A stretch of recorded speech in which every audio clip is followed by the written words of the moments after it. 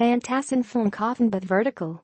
Soxer Mabixinus Karmkub Tennis Bagel Sports Relindikar Hers Racing Kal Olympic Cycling Grivel Sodsifulp. MLB Home Fantasy Basketball Scores SchedulesStandingsStatsTeamsPlayersTim BrownJeff PassanBig Leagues StewOddsVideoShopTickets. Jeff Passan. David Price is Boston's unlikely hero in relief, but he isn't thrilled about it. ALDS Game 3, Red Sox's David Price isn't a starter or reliever, but an outmaker. Jeff Passan. MLB columnist. Yahoo SportsOct 9, 2017, 10:50 a.m. Something went wrong. Unfortunately, an error occurred. To try again, refresh the browser. pp 400 to 602. Boston, on this weird, upside-down Sunday afternoon at Fenway Park, where the atmosphere went from festive to funereal back to festive, where a pair of guys lambasted on talk radio daily as overpaid bums were hailed as heroes, where the Boston Red Sox saved their season, it was easy to get lost in the myopia of the day. This city can do that, whirl with such ferocity that it drags anything in its path into a sporting vortex that churns on forever. Tougher to recognize was the paradigm shift continuing in Game 3 of the American League Division Series between the Red Sox and Houston Astros. Evolution in baseball typically mimics nature, so slow it's almost imperceptible. A little more than 200 innings into this postseason, the game is markedly, blatantly different, embracing playoff baseball's urgency and giving a full-throated endorsement to a yank the starter, rely on reliever model long endorsed by the sabermetric movement. Perhaps the most shocking part it isn't the actual strategy itself, which is logical and cogent.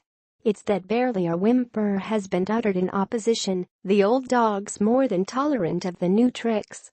I almost wonder if we're getting to a point, Red Sox VP of Pitching Development Brian Bannister said, where roles aren't defined. I'm not a starter. I'm not a reliever. In the postseason, I get outs.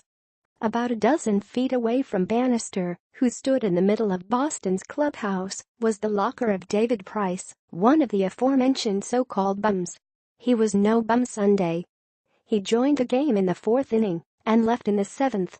He pitched 4 scoreless innings and held the Astros at bay long enough for his teammates to hang half a dozen insurances runs. He wasn't the winning pitcher in the Red Sox's 10-3 victory over the Astros to force a Game 4 in the best-of-5 division series. He was the best pitcher, a designation with which nobody could quibble.